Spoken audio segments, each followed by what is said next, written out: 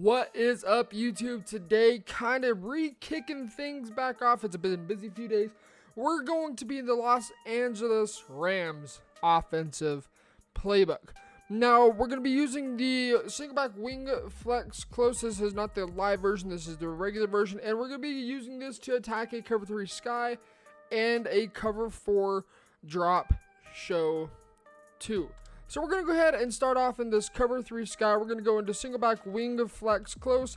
And the play that we're going to be using is this PA cross country. Now, this is good for a cover 2. And it just kind of depends on what your opponents are doing as far as adjustments are concerned. We're not going to really focus too much on that. So we're going to go PA cross country. This setup is super easy. It's a very basic high-low read with a crossing route. Everybody knows crossing routes, crossing routes, crossing routes. Now, this particular curl route that he's running, this is not one that you can have on the field unless it's a very specific distance for a first down. This one ran stock, can get in between a cloud flat and a vertical hook depending on the shading. What a lot of people like to do in cover 2 is come out in temp 2, shade down, and then put the the hard flats back into cloud flats by quick adjusting with it. But really, this play, for the most part, is going to get completely bagged by a stock Tampa 2. So that's why we're really not going to be focusing on that play alone all too much. So this is the play art so far, but the next two things we want to do are go ahead, blocker tight end, delay fade A, and then put RB on a drag. An important thing to note with this, I've kind of messed around with it to see what I can get to do, but almost always the running back is just going to go left. Even if you're to slide protect right, if you're to max protect and move him out and move back in, I've done all sorts of crazy things, but majority of the time he's always going to go left. We'll even go ahead and try to just say, hey, I know this guy's into blitzing linebacker, but let's just assume this might be a way that you may run it. So, again, you can see right there, he shifts left, even though we ID right, but you can see right here, bang, we're going to go ahead and roll out. Again, this is nothing new. It's just a simple crossing route. If you guys like to run regs, Michael Thomas is going to be the GOAT at this. Now, introducing something different. This curl route. This curl route actually will get over the top of a hook curl because this drag is going to pull the hook curl down and allow you to have a small window to be able to hit that curl also.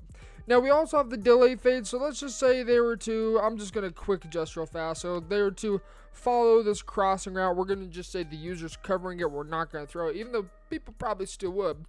But he is now covering it, so instead we're going to utilize this delay fade, or we're going to sit in the pocket, and we're going to wait for the drag to pull that little hook curl down, and you can see right there, bang, small window to hit the hit the curl route, not the drag.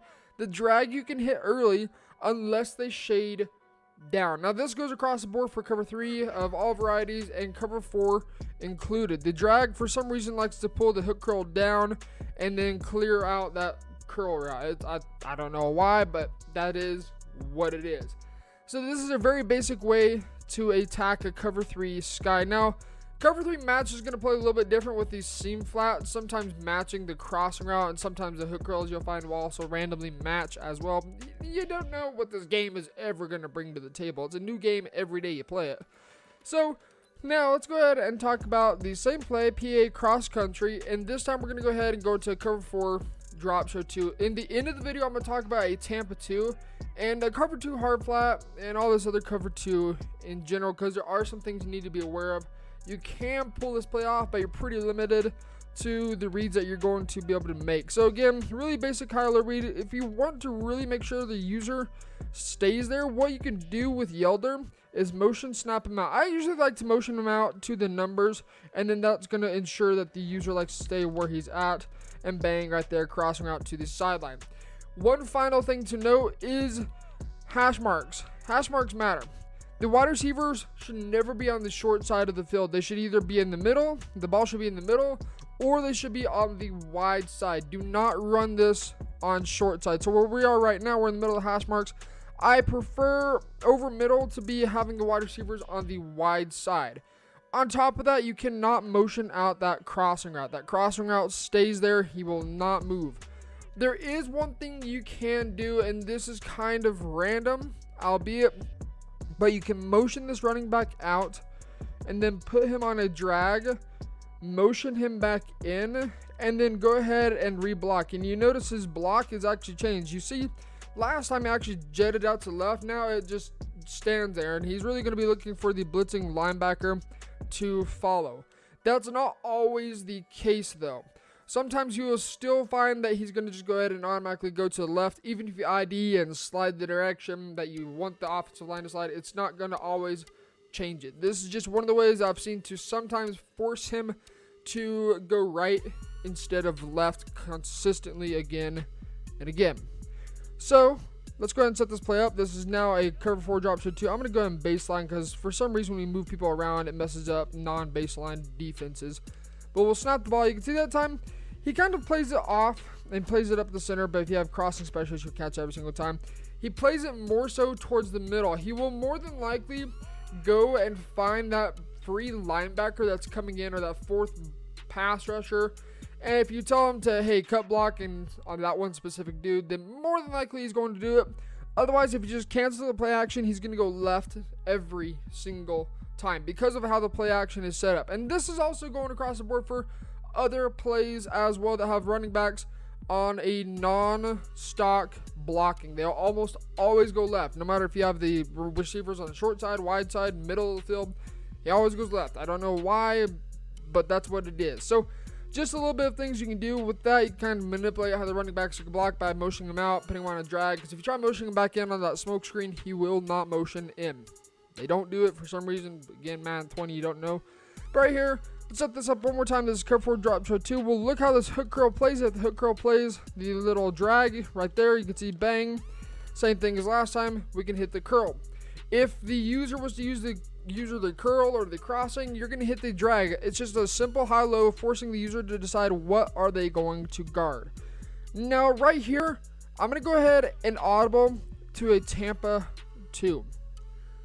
Here's the issue with Tampa 2, and this is pretty much across the board for any stock cover 2 of any variety. The reads are very, very limited. The curl in the cover 4 drop and the cover 3, we can hit consistently if they do not user it. In a cover 2, we have something called a vertical hook. This vertical hook, especially shaded up, is going to completely take away this little curl route. Now, if they are to do the following and they shade underneath and change it essentially into a cover 2 hard flat, but that will make the vertical hooks play the drag a lot more aggressively, then sometimes you can find that the curl is going to get open, but that is not always the case, and you run the risk of throwing a pick, especially if they have lurker on one of their linebackers. So be really careful about making this read against a cover 2. You got to really react to how the linebackers are playing, how they're shading and all this other stuff before you make the throw. The thing that's almost always going to be guaranteed to be open is the crossing route. This crossing route is going to be absolute money. So if we were to set it up the same exact way, you're going to be looking for the crossing route. On top of that, the user, the vertical hook on the tight end side, you're going to be able to hit the delay fade. If they use the mid read, which a lot of people don't, they like to put him in the middle third, then you're going to hit the crossing route or the drag. The drag is going to be open almost every single time, but the timing is very quick. There's a very small window that you can hit, because even if you shade underneath, a mid read will not play the short stuff because that's not his assignment at all. So against the cover 2, even if they shade down, this is really when I like to start motioning this guy out and motion snap him right about at the numbers. You can see right there, bang, we can hit him for a gain of about 5 yards. Again, that's a really small window because as soon as they get into the vertical hook is now going to play the drag. On the other hand, let's just set this up one more time. If they're to, let's just say, shade down and then reflat these guys, this is a very popular thing people like to do. And then they'll take it. It looks like a regular Tampa 2. That is not a Tampa 2. Regular Tampa 2 now. For the most part, we're just going to make a lot of quick adjustments to get it to try and work. And just do something like this. I would probably never do this, but do something like this, okay, guys? And they might use this person. This is now Tampa 2. Just believe me on this one. This is now not a mid read. This is a vertical hook. But if they do something like this, you're gonna be able to hit the curl instead. Actually, you know what? We're gonna make it easier. We're gonna go and shade or audible to a Tampa 2. Shade down. reflat our clouds, hop off that guy, and they like to put him usually in the middle third, and usually one of these two guys, right? That's how everybody plays it. Again, with running the risk of throwing a pick, we're going to go ahead and just force this little curl route over the top of a vertical hook. That is only if they shade down in a cover 2. Any other time, if they play a stock Tampa 2, it's a pick. There's no ifs, ands, or buts about it. You're throwing a pick if you throw that. So if you notice it's a stock Tampa 2, you're going to go ahead, roll out, and hit this crossing route on the sideline instead. Every other time, if you see they're doing weird shadings, you're going to either look for the drag, delay, fade, or crosser.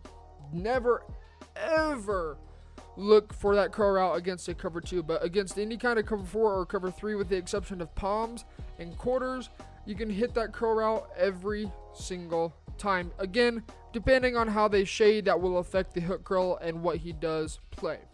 So that's going to take care of this video. I'm hoping to be able to get things kind of normalized here in the next few days. Things are crazy right now. I don't know if we're going to have daily uploads like we usually do. We're going to be doing a lot more streaming because that's a lot easier and it requires less effort because I don't have to edit all that stuff. So anyways, that's going to take care of this video. If you guys are new to the channel, be sure you subscribe for money plays heading into Madden 21 and helping you guys get set up for that as well. And until next time, get in the lab. This has been T Meister. See ya.